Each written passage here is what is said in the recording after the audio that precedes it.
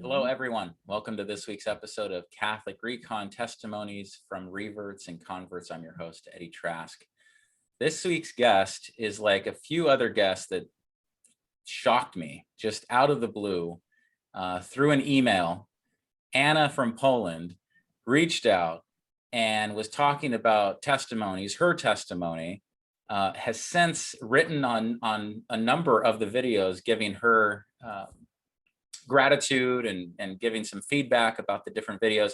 And I don't know, I'm excited about Anna from Poland. Anna, thank you for being on the show. I'm glad we worked out the time difference. How are you? I'm fine. Doing well? A little bit too hot for my taste. I'm more like Siberia type than equator. Yeah, so I prefer cold.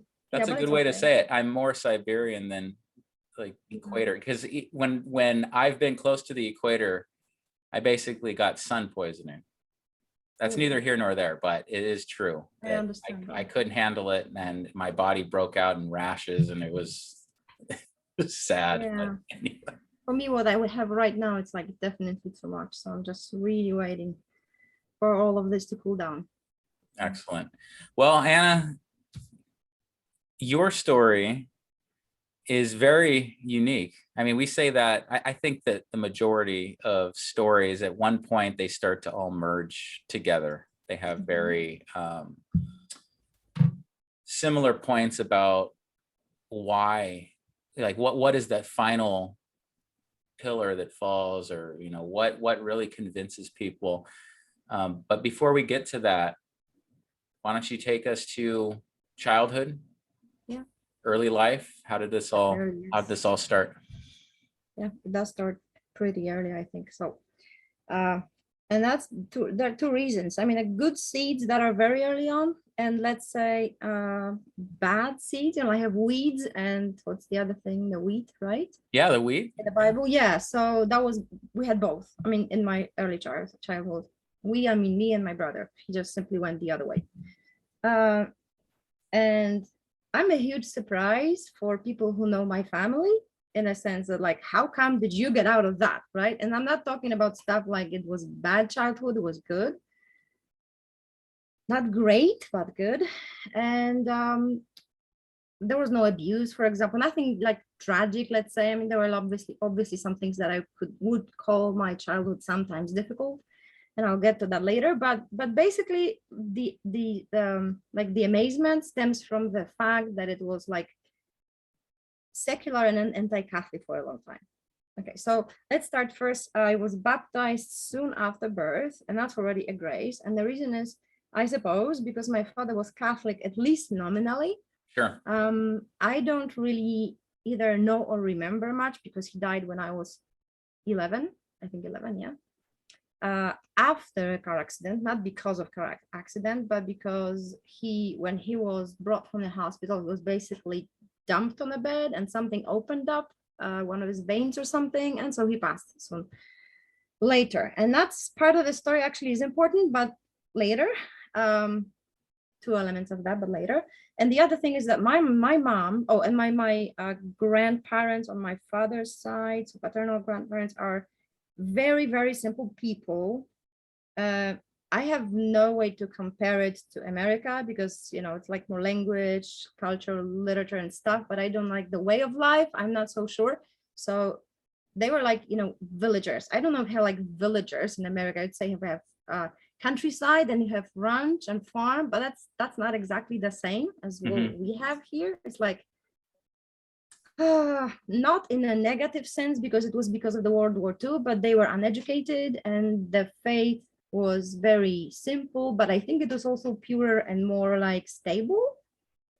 However, because of my tendencies for a long time, and because of my mom, that was the negative side for a long time. Like, they are uneducated, so what do they know? And my mom would always be surprised that her neighbor upstairs, and they were like friends, was Catholics, and she would say something like, she's so smart and she's Catholic. How's that possible? I mean, you cannot, for her, if someone's smart, he's not Catholic. Really? So that was early on. Yeah, it was very early on. And So again, I was baptized pretty early on. So I had like, we have, I don't think you have that, at least definitely not in public schools in the US, but we still have got, thanks be to God, we have religion at school. And I even mean like inside of the building, I mean like public schools. Sure. However, since or for a couple of years, maybe 10 years, I have no idea. It's optional. So not, you don't have to go there. There's like ethical course or something like that. In replace, yeah, like you have secularism everywhere now. Yeah. Got it, So yeah. definitely in Europe and in some places it's worse. Poland is supposed to be like, at the top somewhere. But as an insider, I can tell you that that's nominal Catholics. And these Catholics are those that like you once and so many of your guests just walk away. And they just say they're Catholics. They go there sometimes, or they don't even go, but they say they're Catholic. They know nothing, and they don't live like Catholics. So that's like anti-witness. If I like try to remember, like focus on my past, I don't remember really any witnesses for a very, very long time. And you say it's a predominantly Catholic country, right? So Yeah. they just go to church, but it doesn't mean anything. However, I suppose it like when you so often say, and your guests would say, but I don't remember names, but two of your guests would focus on the fact that we're just not listening. Yeah. So like I said, we have religious education at school, but I don't think I was really listening that much, even though I was like really into studying things. Then probably because of my mom and because of the, let's say, maybe not anti-witness, but lack of witness, it was like a fairy tale a little bit, or like fascinating stories, but they would not impact my life in any way. There was no relationship with Jesus, which is so, on Protestant world, which I never encountered around here. There is some, but I never encountered anyone like that. So it's a little bit fascinating for me, although you have that there. Maybe a little bit scary when you have to talk to them or leave them, like if you revert or convert or whatever. So I've heard many of those horror stories, right? I mean, horror stories in the middle, right? If you remember Scott Hahn's Story for Digression, you have a detective story first, horror story next, and then it's a romance, right? It's beautiful in the end. But there is in the beginning, it's very hard. So we don't really have that much of that here, unless you have like family of atheists, and that might be a problem. So going back to my childhood, I have all those, I had this religious education. I think I simply wasn't paying attention. And there was this thing like from very early on, this coming from my mom, like smart people like don't do that. Like she was always trying to back away or back off. I have no idea. I can't even ask her because she's so anti-Catholic. She just simply tries not to talk about it because it may end not pleasantly for both of us. Sure. Well, in a sense that like I may end up crying, right? Not like I'm trying to bash her over the head with the arguments or whatever. It's not like not in this sense. And we had some terrible moments, and that's why we're just not talking about it. But I know enough to know that for her it's just worse than medieval ages, and she thinks the worst of it. I mean, she's like totally in a secular vein and tending left, I'd say. And I like to, in order to like redeem my mother, I'm not sure that's the right word, but in a sense of, I don't really particularly like the last 2 days when I was thinking of this conversation, what I'm gonna say. So not to talk too much, I don't wanna say anything really bad about my mom, but it's like really huge part of the story, like at least the beginning. Yeah. That she had a really rough childhood. And she had abandonment issues, particularly the father side. And then I had that too. So, so I think many of the reasons and the fact, the kind of stuff she read, people she was surrounded by and her own family, but mostly her childhood, it's really not surprising that she's like this, even though it's sad. So I'm not exactly surprised.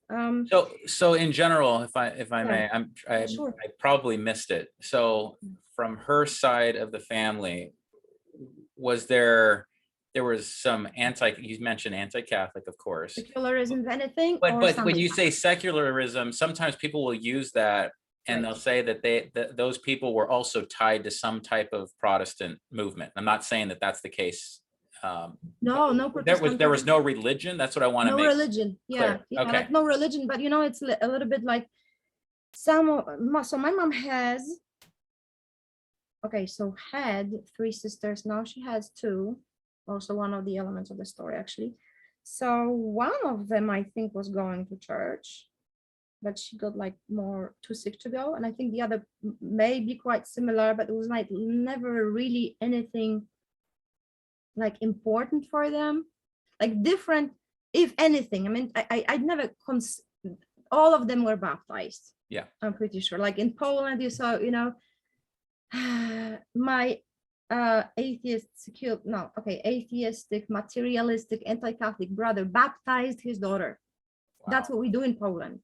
It's grace, it's amazing grace, but it's part of the culture. Like almost everyone does that, and only not, and which is so rare that most people are like in shock when you do that.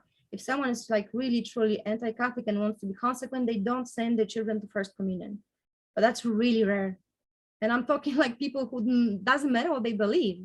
It's like there's church in every town or village or something. I don't know. It's like, this is crazy. I mean, like, So it's just such a part of huge culture. blessing, but it's very different than what you have, really. I mean, I know your history, and I studied, you know, I studied English philology, so that's the culture stuff, the history, and particularly literature. But you know, the Protestant part, yes, because like I know Jonathan Edwards, I read that.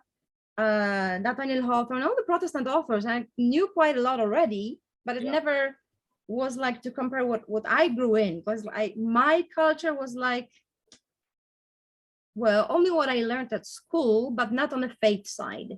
Yeah, so it was like just interesting, simple. Okay, so some kind of witness on my father's family part, and nothing on my mother's side, and definitely some anti-Catholicism from her. I'd call it militant, right? Because she would say something sometimes, I'll be like, okay, and there's this one thing she said, and I was thinking, like, I prayed for the Holy Spirit to remember the important parts. Like you pray for the Holy Spirit, for example, to remember everything before confession, particularly if the time's been, you know, a long time. Sometime. So and that's tough.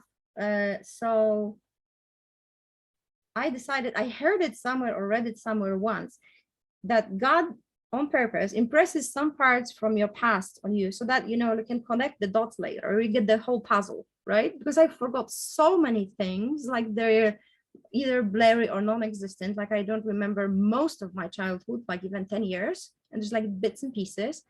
So one negative, like the seed thing, like, you know, smart people are not Catholic, is one thing. And once I was coming from the field, I think, gathering strawberries, I think, and my mom said something to the effect, it's like paraphrase, but I still remember it. It was very hard for me. I think I must have been like a believer, since it was hard, like painful a little bit.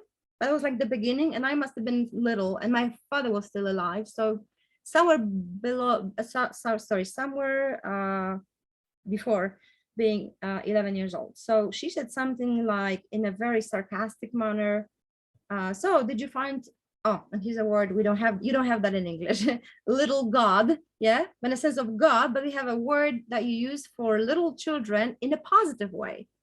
So did you find it in the fields or something? I mean, like, I don't know how she said that, but it was very negative. And it's like, it was like the beginning of, oh, that kind of thing is, my mom really doesn't like it. And we like the first real sense that if I want to be like in a better relationship with my mom, that's not the way to go, not the thing to talk about, and so on. Got it. So the next thing that I remember now, the positive side, and I remember it so well, it was very impactful, although much, much later, and in a way that it was like below the level of consciousness. There was, okay, two things, now. One, there was, I mean, this is really surprising. I'm from a village. It's like the smallest town I think you can imagine in America, that kind of thing. Because like, I think you don't have villages, but you have little small towns. So, so it's a village, but like a small town, and there's a convent of nuns. Like, it's really amazing. It's like how they happen to be there, I have no idea. But one of the sisters was teaching me religion very early on. And as far as I remember, because I think I had this memory yesterday. My father was helping the sisters, the nuns, very often, obviously for free. I mean, how else do you help nuns, right? and he was at least nominally Catholic. I wish I knew more about that. I really wish that, but well, I cannot, and I can't talk about that to my mom, or I couldn't also. So I have to do that. So, so once, like in some sort of a, I don't know, like trying to repay for his, I don't know, kindness. My dad was very good at. He was known throughout the village and outside even as the guy who fixes things. He was very good, very musical, intelligent, and so on. And he very sociable as well. Some part of it was not good. So he would help them, and she would bring me one of those really thin, but like colorful, well-written comic books about Jesus. His Jesus, like New Testament in a comic form.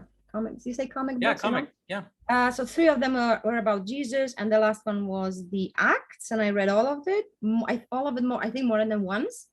And that was my religious education. That, like, I remember like nothing from classes, or almost nothing. Like it's, or something that's not even worth mentioning. You know, even either elementary school or high school, a blur.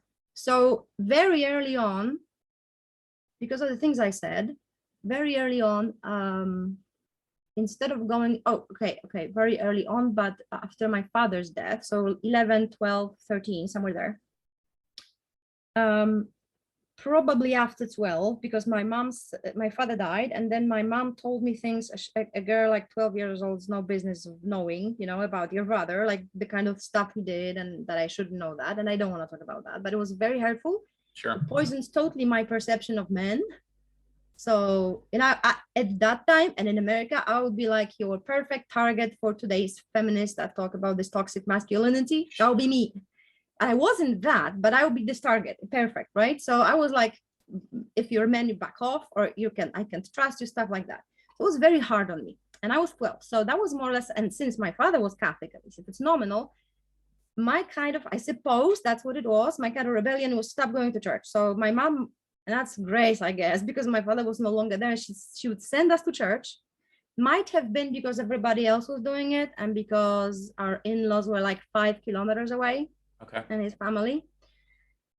And pretty much everyone was going to church there. I mean, apart from my mom, I guess. I don't remember her going unless like funeral, weddings and stuff. Always unwillingly, but she would go, that would be the moments. So instead of going there, I would go to the, let's call them sports grounds. It's like where you play football and kids play when you have kids play when you have a break from school. I mean, there is a school and you have like those short breaks between classes. Oh yeah, we so call I that would go there. recess. Yeah. Yeah. So I would go there, and my biggest regret is not even that, because here I am, but my brother. I started taking out my brother out of church, and you know, basically indoctrinate him against that. And a few years later, I did the same to my best friend, then my cousin. So it's like, I can pray for them now. And then, of course, since then, they made all of their own decisions and reading and whatnot, but I'll be the first. And remember that. And it's heavy. But, you know, I was already myself on the wrong way, in the wrong way, on the wrong path. So one thing about my father, though, or 2 things, is also that I was, because of this attitude towards men in general, I suppose I was like, this is brokenness, right? The problem with father, I actually once wanted to write a whole book or something about that once I still was at university, but in literature, from that perspective, that and you have a lot of that thing in literature in America, I can tell you that. So the issue, if you have father issues, father wounds, right? Yeah. It's much easier to walk away from church because of God, father figure thing. I mean, like the connotation is like, you don't even, obviously you think it's like he doesn't exist, but still there's this like context. He's the father. And by the way, aren't we supposed to be, as parents, like, you know, showing kids how God is? I mean, you correct them, but you love them no matter what, all this kind of stuff. And catechize our children. And I think that the main thing about this poor faith formation that people talk about, or lack of catechesis, which is different definitely than what you talk about you had in America and we have here or had. Really different, right? Different country. Basically Catholic benefits in name, very different. But still, if it's not in the family, or you get even anti-witness, counter-witness, or whatever, or someone's anti-Catholic, well, you probably will grow up that way. So I remember that after I converted, no, before I converted, that's why I was going to say, sorry, that's me digressing too much. So because of this really, maybe not terrible, but poisoning, brokenness as far as men and my dad thing is concerned, I think I was depressed or something to that effect. I was really like it was getting dark. You could see that, like, if I ever and I did, if I ever written a poem, it would be full of darkness, right? Like, where is that coming from? Like, I wouldn't, but basically I think I was getting more and more depressed. And of course, lack of God is like the main thing here, but I didn't know. And God did something amazing. I don't know if you've read any of those 2 links that I send you, so maybe that will be not surprising, but I'd like to share that because it is so, I've never heard anyone having that kind of experience like this one. So once, I mean, it wasn't once, it was a series, but one night, because it started one night, obviously, I had a dream in which my father popped up and he appeared. It was, of course, after he died, a couple of years at least. I think I was in high school, but I'm not sure, not 100%. And it was like weird, distant, and I don't really trust him. Like, I know it's him. It's like there's this very short conversation. I don't, like, he came from nowhere and we're talking. And nothing special. And I don't remember all of them. What I do remember is the process. So there was this series of dreams night after night. That already is not normal in itself, right? And I recognize it really for what it was years later. So the next night and the next, and I think it would be like 5 to 10. I really don't remember. But every dream, there would be a progress in a relationship, like getting to become like closer. Then friendly, and then like father-daughter relationship. And the last one was the most amazing, surprising. I'll never forget it, because I don't know anyone. I'm sure it happened to someone, because I'm not that unique or anything, but it'd be close to a mystical experience, though it was a dream. Yeah, because I woke up from feeling, and some guess maybe even those you talked like about liquid love. It wasn't exactly like that, but I woke up because of the feeling of love was like, I don't know how to say that, like too strong to bear. Like, normally when people wake up from dreams, and because it's so scary, right? Isn't that like mostly, or because I don't know, or simply they wake up, or they're hungry, or they have to go to the bathroom. Well, I woke up because I couldn't stand. It's in a positive sense, but I couldn't stand, like, not that I would die of it, but it was too strong. So I woke up because of the feeling of love I experienced at the end. Yeah, like you said, mystical. I don't think it came from my dad. He was there, but I don't think it came from him. I mean, obviously that's God, right? Wow. But that was a healing, and it was before conversion. So that was amazing. It was like the beginning of the healing. Like, for example, that was the first time after that I started thinking that maybe it's not like all Dad's fault. Maybe it's not like he's all responsible for everything that was there. Well, and it very quickly turned out that I just can't talk about it with my mom, because she'd go on defensive. So she had a hard life, and he did stuff that really he shouldn't have, and was really bad. So, and then obviously I started to, again, I'm skipping a bit, but after conversion I started to get worried about him. I mean, there's this dream, but I didn't remember, like, he was not, I didn't know, because I was a child, right? He was in a hospital, and I just heard about all this stuff he's done. So where is he? Like purgatory? That would be fine, because, I can pray for him, heaven or something, maybe already. And of course, there's this third awful option. Yeah. So even though I knew my mom would hate to talk about that, I asked her and found there's this, in this particular scenario, and I'm finishing here, my dad, me and so on. And he was born on the 15th of August.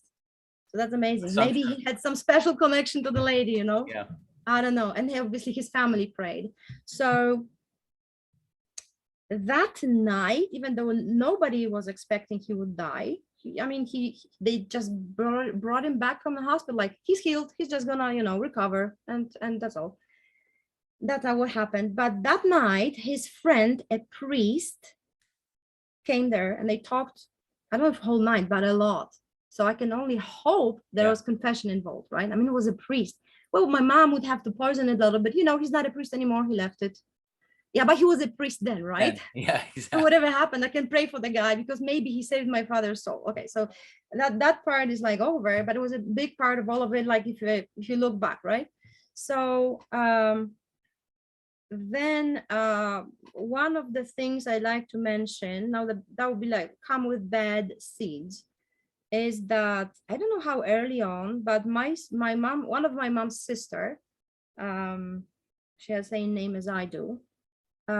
She was very much into, and my mom like a little bit too. They were like friends, I guess, not just sisters, but friends. Not so much with the well, depends how you look at it. But she was closest to this one, and she and my mom a little bit less were interested in new agey stuff.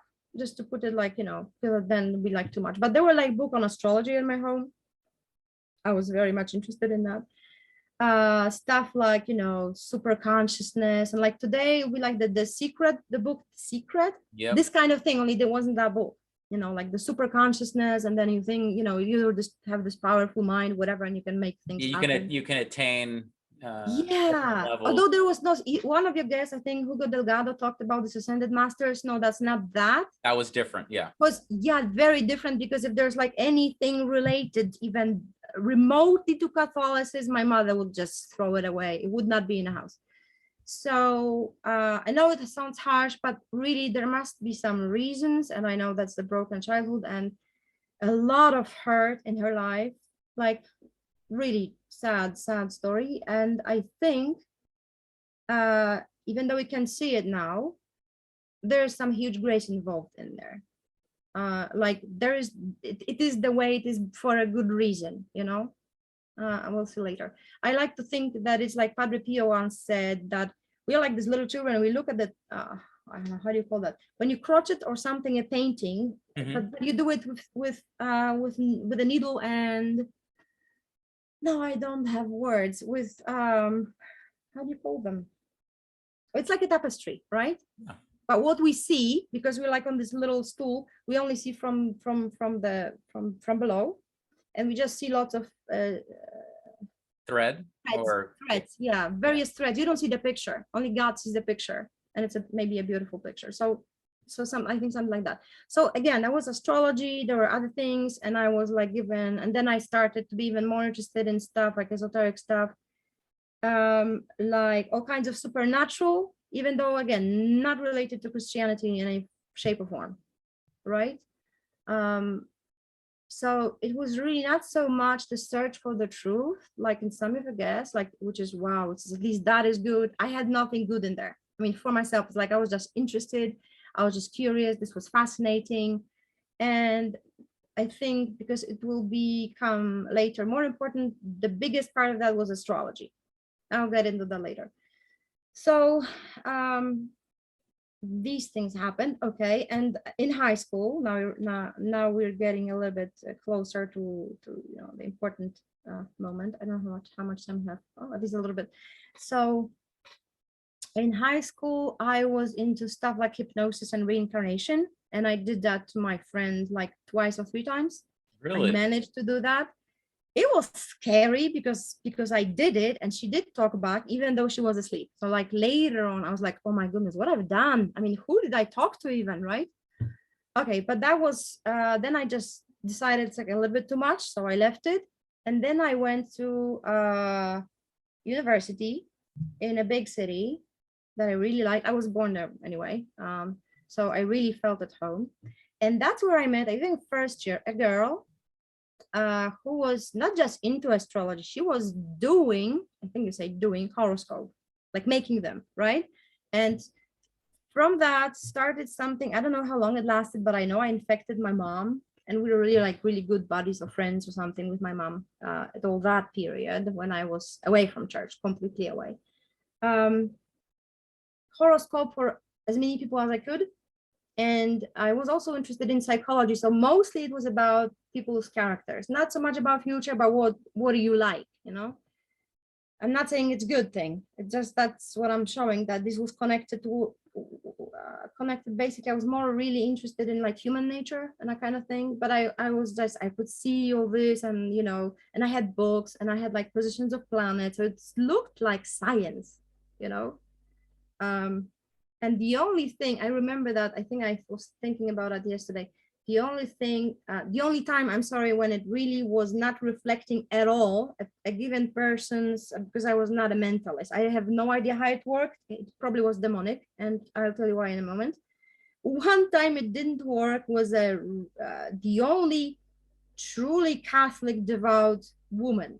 You know, I was doing it for her, and when it didn't work, like I'm not like this. I mean, like I have a different character and so on. So I was puzzled. I have all these books and knowledge and practice and so on. And why is it not working? And I thought, maybe you had cesarean section or something, and you were born, you were supposed to be born at a different time or whatever. I never really figured it out until much later when I converted. So during that time, I got into stuff like tarot cards. I was not good at it, and I was a little bit like anxious then already about this, at least. Like it was a little bit going too far. I see grace there, because for many things, whether it's maybe not astrology, unfortunately, but whether it's hypnosis or tarot cards, or all the stuff that teenagers do, as you know, or students at universities, I was like always put off by that. Like maybe because I was introverted and was more into books, but also I was like, I don't want to do that. I don't like it. I don't even want to try it. So I was a little bit of an outcast because of that.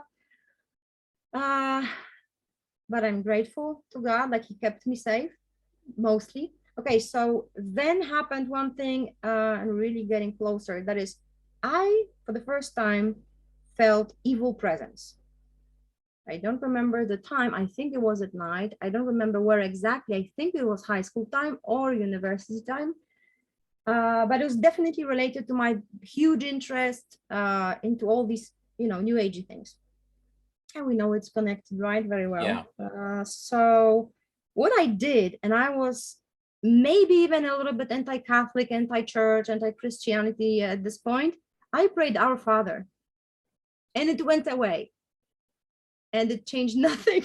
I was so stupid. I mean, like, how did I not see this? I mean, this is amazing how sometimes God keeps you blind for a reason.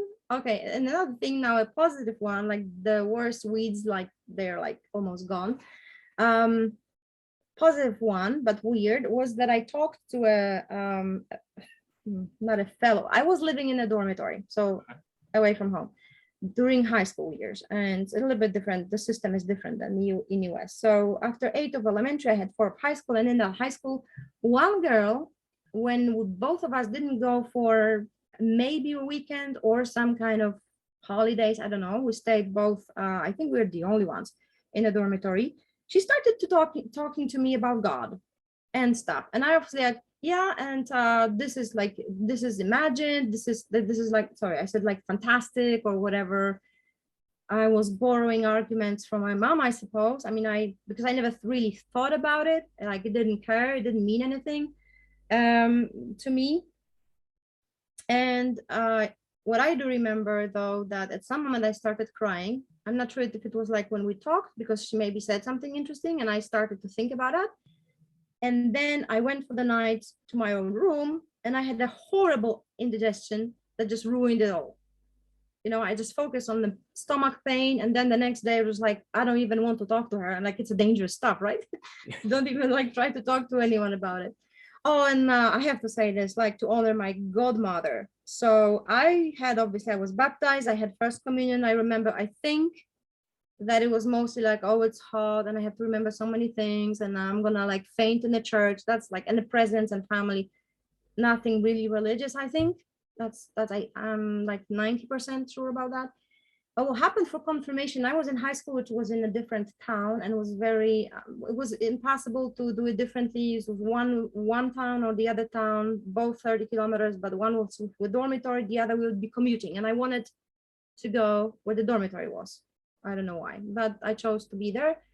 And because of that, the confirmation classes was a little bit like difficult, in a sense that I couldn't always participate. And if it was possible, I really was very, because like I told you, that was already after I like started going to the sports grounds.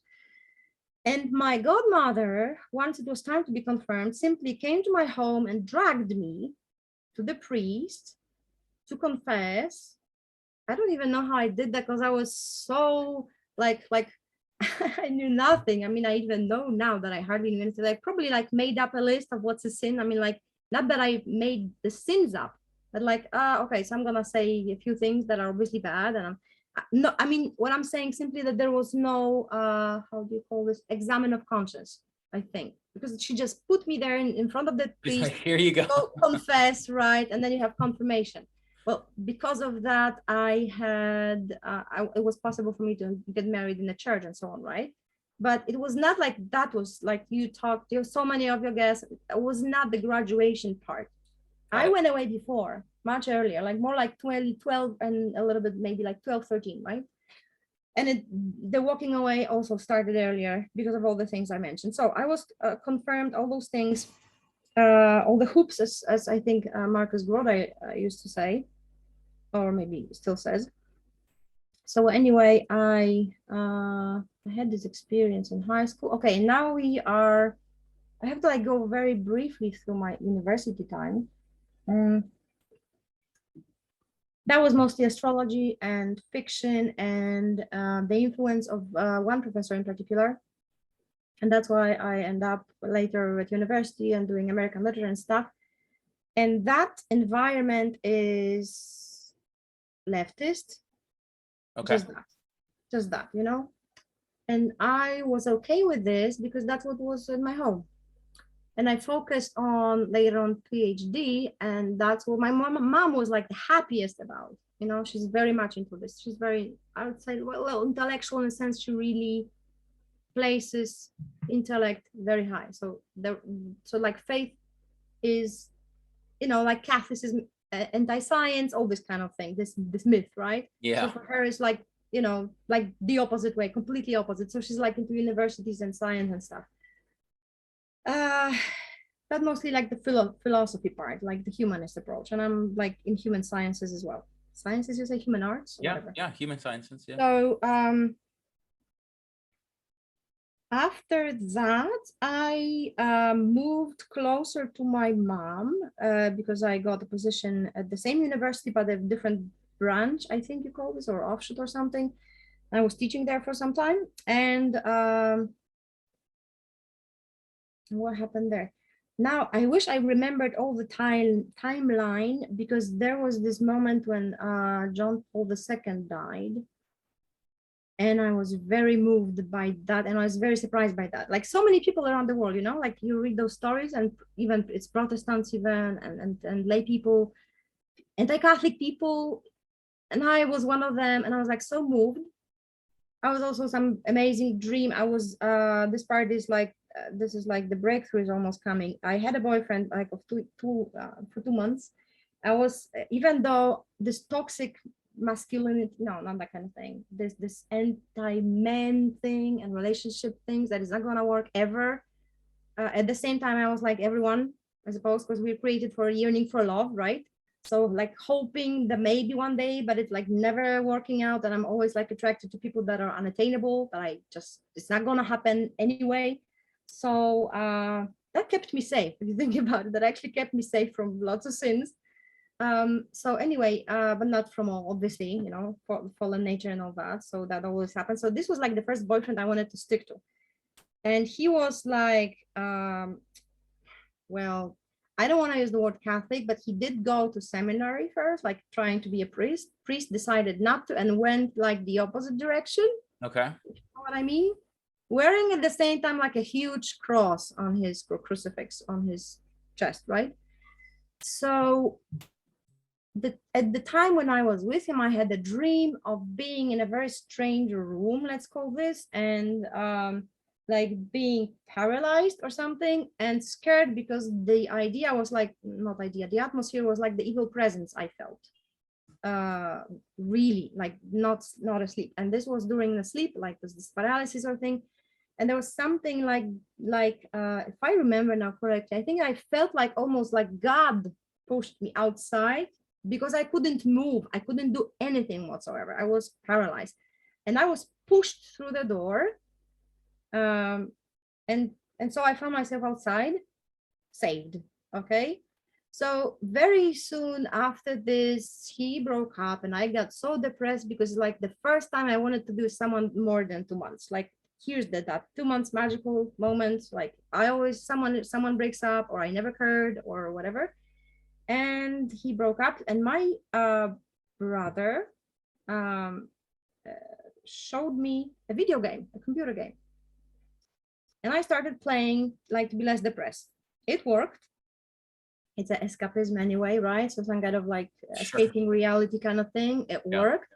It was most amazing because of that. And I think it's even like the first time ever I decided to go to some kind of forum about those, video games and talk about stuff related to that game only. But I stayed there, and then that's when I met my husband.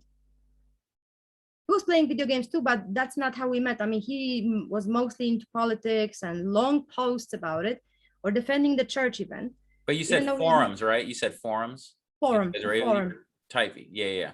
So yeah, typing, yeah, forum. Yeah. Right. Like I think even the biggest one in Poland anyway, but for Polish people. Sure. Right. And we met there and we were like a spectacle for people because it would be the first time on this forum how people met, and then they met and they fell in love and stuff. So it went very, very fast because let's say we started like noticing each other in May maybe, and then towards the end of May, one of our mutual virtual friend, well, his virtual virtual, I like another virtual, these are virtual people. Yeah. A virtual friend said something to the effect like we should like we fit together or whatever. I don't know what exactly it was, but it prompted our conversation to more into man-woman kind of male-female relationship, whatever.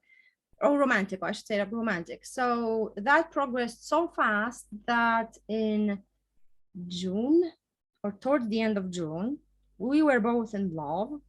And I moved from that city 300 kilometers away. Wow. To the city we are now, just to be with him. And of course, I'm not Catholic or anything. But I was already agnostic, like I think at that point, like we were talking about faith at some point, because I think, hey, that's an important issue and we should talk about that. What year was this? We are more or less on the same page, only he was never anti-Catholic. What year was this? Year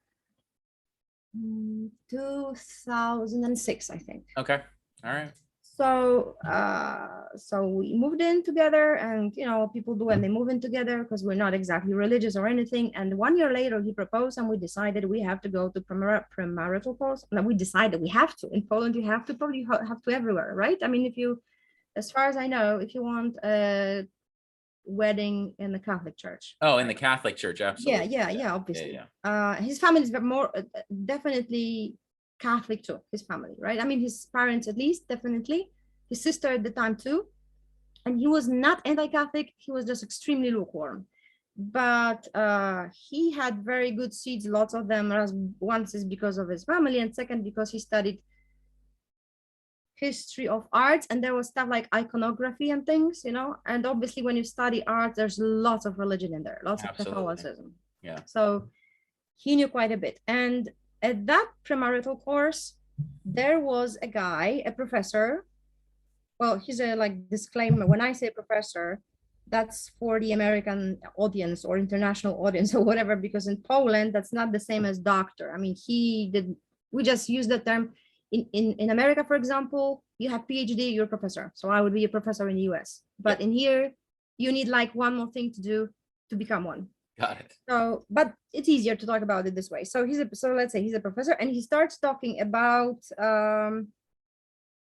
first he talks about, he's I think of philosophy, so he like has this intellectual language, and it appeals to me because I was this all this intellectual stuff, right? Smart people are not Catholic and all that. So I was into being smart. I was very conceited and all this stuff. So everything that's related to it, I suppose. Reading lots of books and I guess having PhD did not help. That was a stumbling block in a sense, a stumbling block to humility, I mean, at that time. Yeah. So he was so that was important that he was a professor for me, yeah, from university, and he was Catholic, and he was talking about reality in a very interesting way. And then he started talking about Jesus, God being the reality. And like, if you want to, like, let's say, ignore reality, it's like jumping from a high roof thinking you're not gonna do anything to yourself, like you're gonna fly or whatever, but not be killed if it's like very high. And that was very interesting. And then he started talking, it was the same hour, I think, about the Shroud of Turin, I think it's called, yeah. About Jesus, about the marks of his suffering. And we came back from that. My husband didn't notice that something like was off with me, and I think I started crying quite a bit, and he was like concerned and so surprised. And so, because we were very close at this particular moment, and I was like so emotional about, that was obviously Holy Spirit, that it affected him as well, like almost identically, even though at that particular lecture, that was just me, but I was starting like sobbing, I guess. I don't remember it exactly right now, but I was very emotional about it anyway. And I thought, mostly about his suffering. Like that was the main thing, that he suffered so much. I wasn't like thinking about him being my Lord or about Catholicism or even Christianity. No, just about him as being this man, but believing in some sense that he's God, because that started my conversion. That's the moment that he suffered so much, and I couldn't bear it, And I remember that when I was like in this phase of like agnosticism, sort of like sitting on a fence, one of the guests said like this way or that way, I'm not sure. That was when I did from time to time see like on TV, probably around Christmas time, a movie about Jesus, and that part, Passion, always was making me at least sad, if not crying. So all right, so at that time we started first of all, we decided, okay, so now we're going to be chaste, and all the time till the marriage. And we are going to start going to mass, and we did. And then I went to confession, and this is like, it shows the most how horribly ignorant I was and conceited. I think arrogant and ignorant and conceited, all this kind of stuff, I'm full of pride. Because I went to confession after this experience, I thought, oh, I love Jesus so much, right? That's what I thought.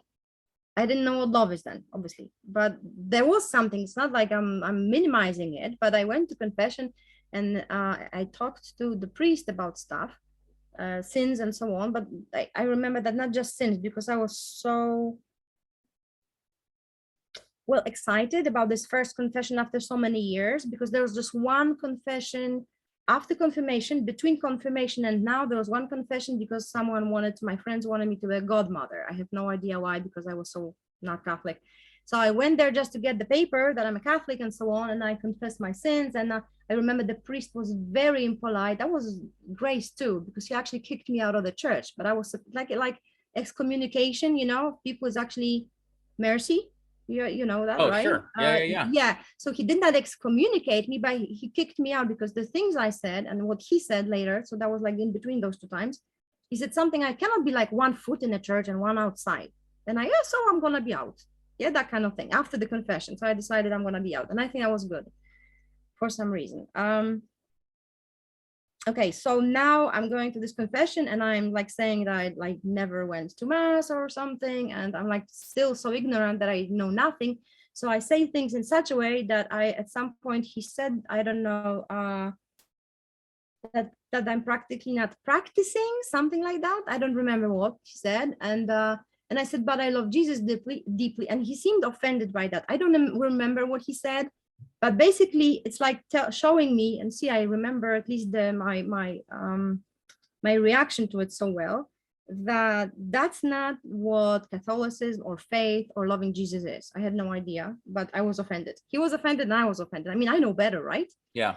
So that shows, because still I was offended as well, means that I was still very closed, really. I mean, there was a conversion and it was like this. I started on that path, but it was very slow. And we drifted away, I think right after baptizing our firstborn.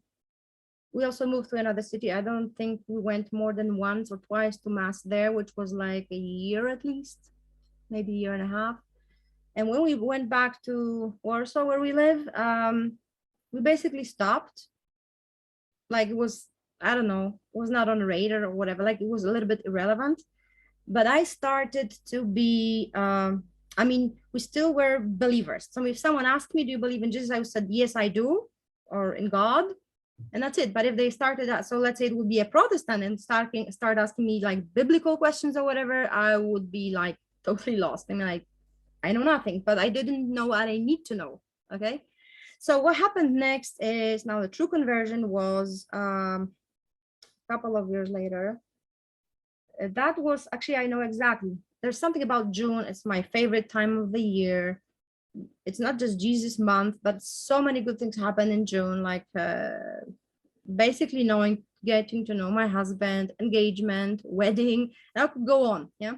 But also in June, the end of May and the beginning of June, I decided, we already had 3 kids then. So my firstborn and 2 girls. They were not baptized, the girls. So we were so far away, basically, and my husband was more even distant than I was, but I didn't want to pressure. I didn't care that much to pressure him or anything.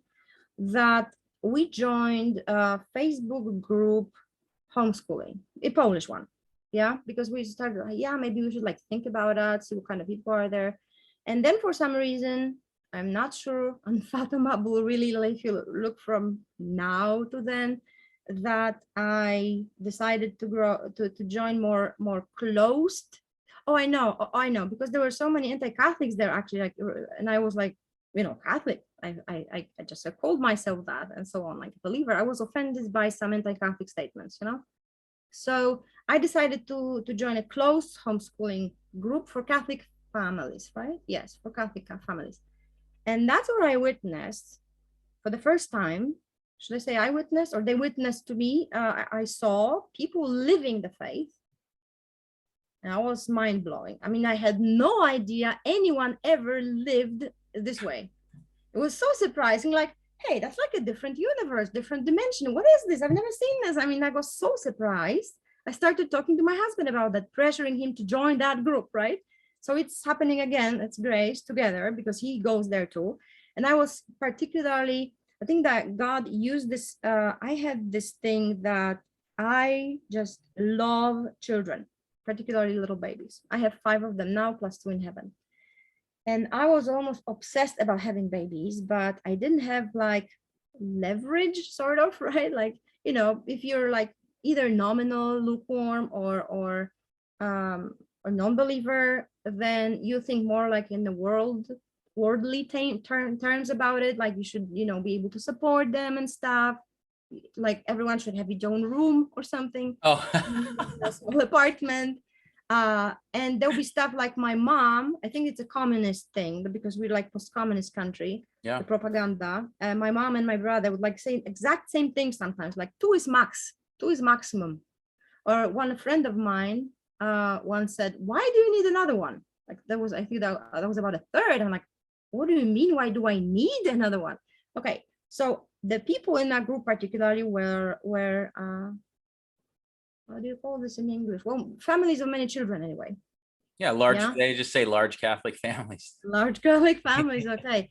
So I was so amazed by that. I started opening. I mean, they were so Catholic, like people would wake up at 6 to go to a mass or something. I'm like, this is amazing. So I was afraid, however, to ask anything publicly because I joined as a Catholic. And I started to feel like I don't belong here. In a sense, I want to be here, but I'm like a foreigner. I don't know the lingo. I don't know this culture. I don't understand anything. How surprising. I mean, I at some point I did go to mass. I did some stuff from the gospels, at least, and I just picked one person, and she basically, in short, make it a bit shorter here, she basically became some kind of like spiritual guide and spiritual sister.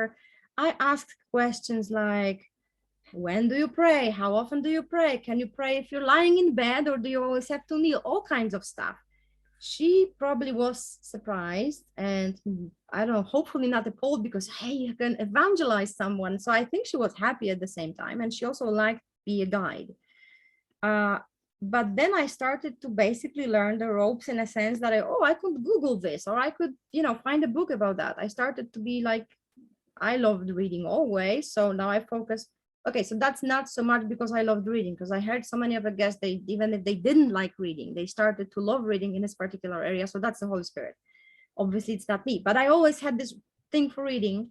And I think I read like, at least that's what my husband said, worth of theology or seminary kind of thing books, right? Books, articles, and everything.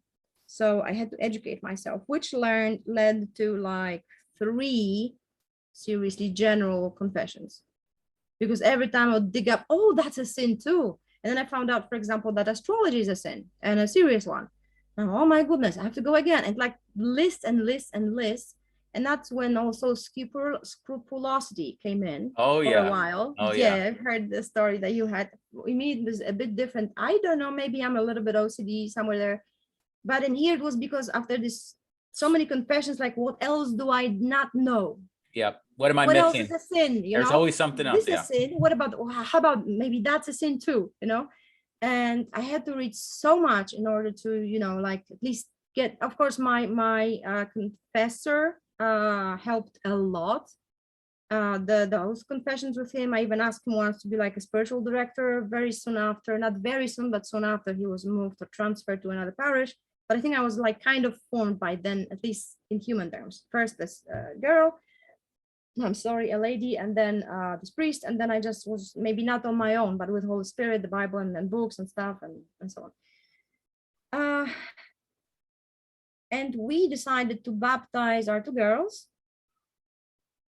That's pretty at the beginning of it, obviously, like in July, because the reading would continue for a long time. And what year? I like to keep track. Right, I know you like to ask that. Okay, so just a second. 2013. Okay. So 2013, because I remember, that's how I remember it anyway, that my youngest then was not yet 1 year old. Okay, so the devil took revenge. At least that's what the homeschooling families, people there talked about it, because I was devastated a bit about that. That's when my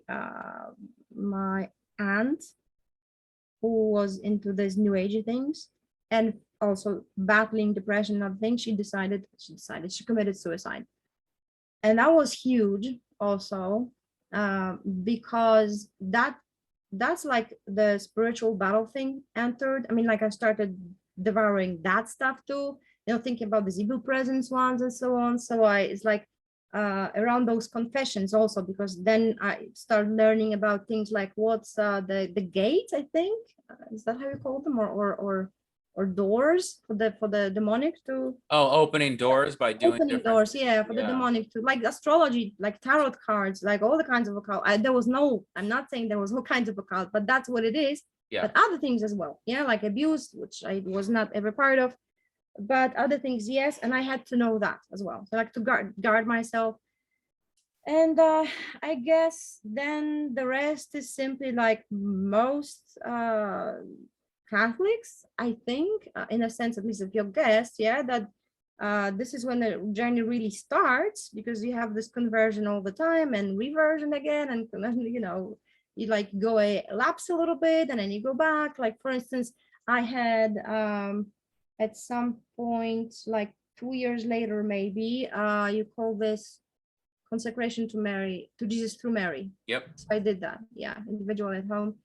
And right after I did that, I think I was obviously the spiritual warfare. I was so severely attacked, let's say, not in a physical sense or anything, but like spiritually or something, that I just like pulled away. and like played probably video games or started like binging some series or movies or whatever. And then I like really wanted to get back. So these things happen, I guess, from time to time. It's not always the same kind, but it's usually some kind of escapism. In my case anyway. So it's literature or movies, and I'm less into movies, more into literature or video games even. So I'm embarrassed to say that, but people play a lot. So well, that's how I met my husband anyway. Yeah. So it's not like that cannot be so bad. I totally limit this for my kids, but still, it was there. So it happens from time to time, but I always try to, if it happens during it, I pray, Lord, please help me get out of this. Yes, I want to get out of this, but I'm too weak. I'm definitely very weak in a sense. So I started reading a lot about spiritual growth, and this is basically where I'm at. Maybe I'm not reading so much now. I'm just focusing on just what every Catholic focuses on, spiritual growth and such, attaining holiness. I remember one of the wow moments at the beginning of this story. I mean, like when with a spiritual girl, I think, is when I found out, that's my ignorance, but that was also beautiful, that you can actually become a saint. Because I thought this is for those, lucky few that are on this, canonized, and it's not for people like me. And actually, I've heard it so many times, and that's why priests have to talk about it more. Very many Catholics don't know that. They know they're like called to holiness, but I don't think that it's possible for everyone. But it's God's grace, right? You just have to be willing. You have to be willing. Exactly. Yeah. So if you like, and it's the same like with just conversion. So if you don't really want to convert, like there's this block. Yeah, like I keep remembering, for instance, from Saint Charbel, one of my favorite saints, but the most two favorite is Saint Faustina Kowalska and well, three maybe, Padre Pio and Saint Alphonsus de Liguori. I have lots of books by him. Liguori is like my all-time favorite, at least, well, Padre Pio too, but Liguori is my spiritual now, even though I don't read him in like all the time. Or a Kempis is also nice, but Liguori, his spirituality in a way, or maybe not his spirituality, but the way he teaches it, the way he tells you what to do, that's how I love to, this is my way. So anyway, I'd like to add, I know like we already like past time, but there's one thing. Oh, go ahead. One thing that made the growth the most, or the biggest growth, was the tragedy in my life when I'll be like 3 years ago. I was pregnant with my then 5th child, and she was terminally ill. I had a liver defect. And at the same time, I was like completely estranged from my mom, because when she found out I'm pregnant again, she said some really, well, she said the kind of things you just can't talk too much together to each other after that. So that was very, very hard. Obviously, you can imagine that. But, I think that was one of the biggest graces ever. Like, just like faith itself, because it's taught it's not that it's only a suffering that you can offer up in a sane moment, but which I offered up actually with not very sane moment, and that was just grace. So I know simply it wasn't just me. I was just simply moved to do this, but later more consciously, that this teaches you so much. And I think that was the closest I was with Jesus until that moment. Then, yeah, because of that. And then I also understand people who go through this. So, how this is like, you go through something and then you can easier to talk or I don't know, comfort people who had same story or problems. So she was stillborn because she died before. She died. They told me this would happen, but I think I was expecting a miracle, and I had this little, let's say, I would call it now my Protestant problem. Let's say that I thought that it's because I had too little faith. Okay. That's why it didn't happen. But that's not true. I think God had different plans, and that's why I have the youngest here now. But there's this one thing I had to do, and it was amazing that it's and also this divine, I used to call this like surgical precision, the divine precision of God, when he makes like orchestrates things in your life. When you pray for something, it happens, and it's like it's perfect, yes, like perfectly for you. So, and it was visible in so many of the guest stories, right? Now I remember Jeremy Rivera in particular, and this last year that he got the college in Boulder, like this kind of like this divine precision. This is amazing. This is amazing to me, that kind of stuff. So what I had to do after that, because that was fifth, and we kind of like agreed with my husband that, well, we'll have five. We'll have five children. We're not very rich or anything. We're like older, not old, but older, not very young people. We met quite late, let's say. Yeah. So that was tough on us. And there's there is more, and it's even more important that I don't want to really talk about something like, you know, sickness related, let's say. Yeah. So turned out, and I didn't believe that before. I thought I was just open to having babies, and I just loved babies, and God used it to convert me, right? Like conversion of heart and mind and everything. I decided, hey, I think I'm kind of obsessed about having babies. And I had to like, I was even a little bit scared to pray this way. Like, what if it does go away, right? But I had to. So I prayed, like, if it is an obsession, not just, you know, being, obsession is like a strong word, addicted to little babies or whatever, like it gives me a high because I love them so much. And so I don't know how to call this. So I decided to pray that if it's not just being open to life, then I want God to take it away. And he did. And that was amazing. I was free. I didn't know it had this kind of problem, actually, that it might be a problem. And that was also, you know, the insight was from the Spirit. I don't know, I think in English it's also insight, because in Polish we call this, like, if I were to translate, lights from the Holy Spirit. So I don't know how it's insight, probably in your language would be. So I had to pray for that. It worked. But then we had our youngest, and that was grace too. And that's a whole another story. But yeah, so here we are. I'm here doing my thing. I mean, like, you know, praying and reading books and watching stuff. For some time, I also, one more story. Can I say one more story? Yeah, go. I have time for that. Okay, so there was this moment when I don't know how many years ago, but you're somewhere in between, when I was afraid, and I still, at that point, I was totally ignorant still. I didn't know about things like what is vocation, or at least like, what does it mean to have a vocation? How do you recognize the discernment thing? So these were, well, I didn't know much about that. So there was a moment when I thought, oh my goodness, what if I was like called to be a nun? You know, I just converted too late, because here all the seeds, you know, the conversations when I just, you know, turned away and so on. I thought, what if it's like my fault, you know, that I shouldn't be here, I should be somewhere else. And here I am, like, loving children, being happily married after, you know, like 3 or 4 children, asking those stupid questions. But I was ignorant and I was panicked. And I was thinking, yeah, so what now? What if I should be, because I loved Carmelites, you know, it's like my thing. If I could be, I could be I mean, if I wasn't happily married, and if I was single and I like this, so I would definitely go and join immediately Carmelite convent, monastery, and so on. So God's response was amazing and instant. And, you know, this precision, instant, like, because he knew, like, before he created us, I would have this problem, right? So I don't have like thin hands, right? Just normal. And if I do this, my call this a wedding band, wedding ring, it doesn't come off. It just never comes off. It happens twice in my life. Once when I was not fasting, let's say, if I was on keto diets, I was just really thin, and it was really cold outside. And the other time was right after this panicky moment, when I was thinking all those thinking in the darkness, laying in bed, and then suddenly I thought, even though I normally don't even feel it, because it's always there, I don't feel it. And like suddenly, what if I think I don't have it, like, where is it? And it was gone. My wedding band was gone, and I was, oh my gosh. And I got so scared and panicked and anxious and unhappy about it. That was the answer, right? That was already the answer. And that's only a wedding band. Not my family was not taken away. None of my kids was taken away. There was like severe trial. My husband was not away for months somewhere.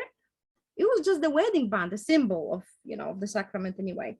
So I woke up, I got up and I started, so I prayed to Anthony of, I think, Padua, you know, the patron of things lost. And I went, like, it's amazing, because I had no idea when it came off. when and where. It could have been everywhere, like at my work, in a garden, outside, in some shop, somewhere at home. And it's maybe not a very big house, but it's a big house. It's not like two rooms or something. And I was like almost sure I wouldn't be able to find it. And yet in about 2-3 minutes, I went directly where it was. And I found it so quickly. Like, oh, here's my answer. And I was like, wow, that's crazy. Yeah. So God works in the mysterious and amazing ways. Yeah. Oh, Yeah. Anna, thank you. That was beautiful story. Beautiful story. Actually, several parallels to my life, my wife's life. I think you have 5 kids, right? Yeah, we do. We do. Yep. And I'm getting older myself, so You're homeschooling as well? homeschooling as well. Yeah. Yeah. So there's definitely more. Getting older, realizing that you can have those moments, those dramatic conversions of heart, and then you start to drift. I don't know, for many reasons. Oh, I'm comfortable here. Everything's great. Thank you, God.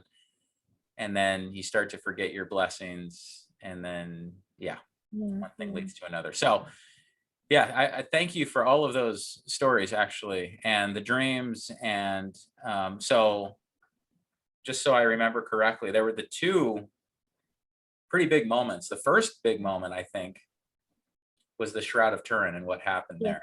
Exactly. And then that homeschool, the witness of the homeschool group was another moment. Would your husband say the same? Because I know you said he was right there for the shroud. Yes, pretty he was much. right there for the homeschool. I mean, he's a little bit on a different path. I mean, not like in a different direction, but he's simply has a different personality and so on. So, well, God works in him obviously differently, right?